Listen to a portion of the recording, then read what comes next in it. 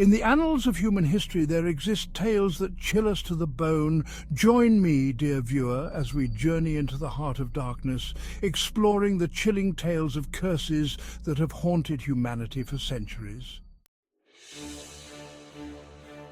Few figures in history are as shrouded in mystique as Grigory Rasputin, the Siberian mystic who held sway over the final days of the Romanov dynasty. Rasputin, a self-proclaimed holy man, insinuated himself into the inner circle of Tsar Nicholas II and Empress Alexandra, primarily through his apparent ability to alleviate their son's haemophilia. This influence bred resentment and suspicion among the Russian nobility, who saw Rasputin as a charlatan wielding undue power. Whispers of dark magic and occult rituals followed Rasputin, fueling the flames of discontent. One chilling prophecy in particular sent shivers down the spines of the Russian court. Rasputin declared that if he were to meet an untimely end at the hands of the aristocracy, the Romanov dynasty would crumble within 2 years. In December 1916, a group of nobles, fearing Rasputin's growing influence, lured him to a gruesome death. True to the curse, the Romanov dynasty crumbled within 2 years of Rasputin's assassination. Was this merely a coincidence, or was it the manifestation of a dark curse? The mystery lingers, a chilling reminder of the power that fear and superstition can hold over even the mightiest empires. Deep beneath the hallowed grounds of Wawel Cathedral in Krakow, Poland, lies the resting place of Polish kings, a site steeped in history and shrouded in a sinister legend. The tomb of Casimir IV Jagiellon, a revered ruler who reigned in the 15th century, is said to be protected by a curse so potent that it has instilled fear in even the bravest of souls. Legend has it that upon the king's death in 1492, an inscription was placed upon his tomb, warning against any disturbance of his eternal slumber. For centuries, the tomb remained undisturbed, the inscription serving as a stark reminder of the potential consequences. Then, in the 1970s, a team of researchers, driven by their thirst for knowledge, dared to defy the ancient warning. However, as the months passed following their expedition, a series of unfortunate events began to plague those who had disturbed the king's tomb. One by one, team members met untimely ends, succumbing to a range of illnesses and accidents. Whether the curse is real or a product of superstition, the fact remains that those who dared to disturb the tomb met with tragic fates, solidifying the legend of the curse in the annals of history. In the heart of America's history lies a curse, whispered to have haunted the highest office in the land for over a century. The story begins with Tecumseh, a Shawnee chief who fiercely resisted the westward expansion of the United States in the early 19th century. In 1811, during the Battle of Tippecanoe, Tecumseh's forces clashed with the U.S. Army led by William Henry Harrison, then governor of the Indiana Territory. Legend has it that as Tecumseh lay dying from wounds sustained in a later battle, he uttered a chilling prophecy. He cursed the United States presidency, declaring that every president elected in a year divisible by 20 would meet an untimely end while in office. The first apparent victim of Tecumseh's curse was William Henry Harrison himself. Elected president in 1840, Harrison died just 1 month into his term, seemingly fulfilling the prophecy.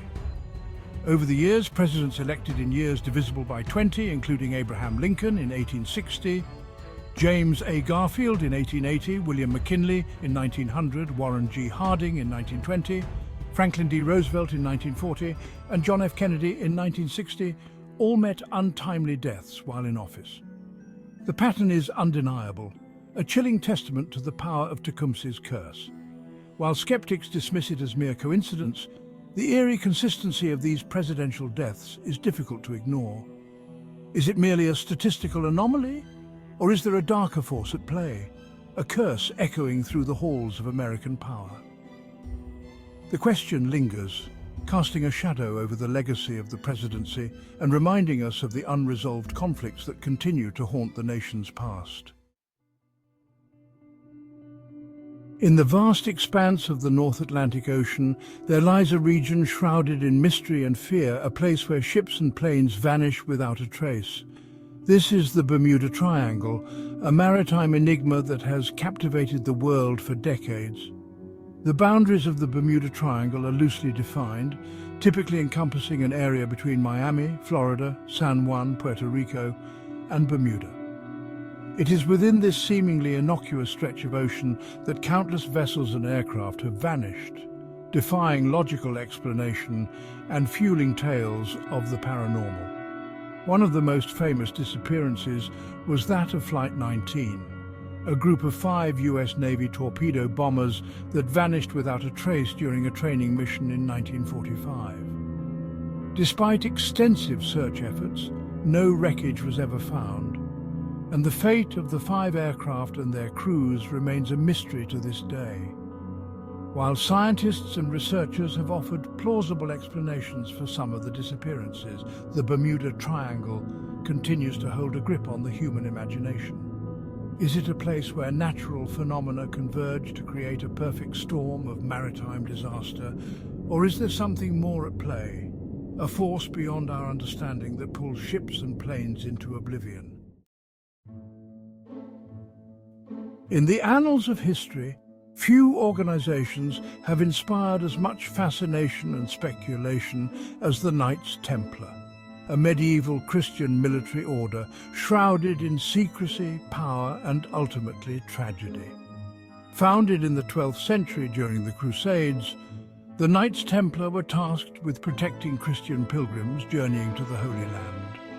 Their unwavering dedication, coupled with their military prowess, earned them a fearsome reputation, making them a force to be reckoned with on the battlefields of the Middle East.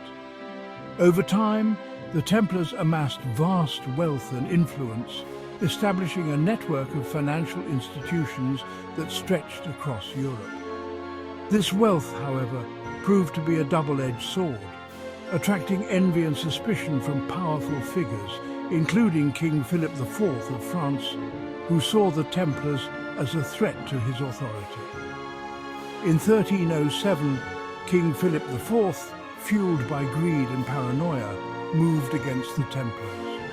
Accusing them of heresy, blasphemy, and various other fabricated crimes, he ordered mass arrests of the order's members. Legend has it that, as the last Grand Master of the Templars, Jacques de Molay, was burned at the stake in 1314, he uttered a curse upon King Philip IV and Pope Clement V, who had supported the Templars' persecution.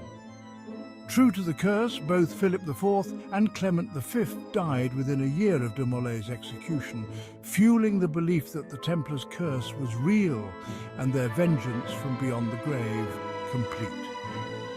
Whether the curse of the Knights Templar is real or a product of superstition, their story serves as a chilling reminder of the dangers of unchecked power and the enduring fascination with the unexplained.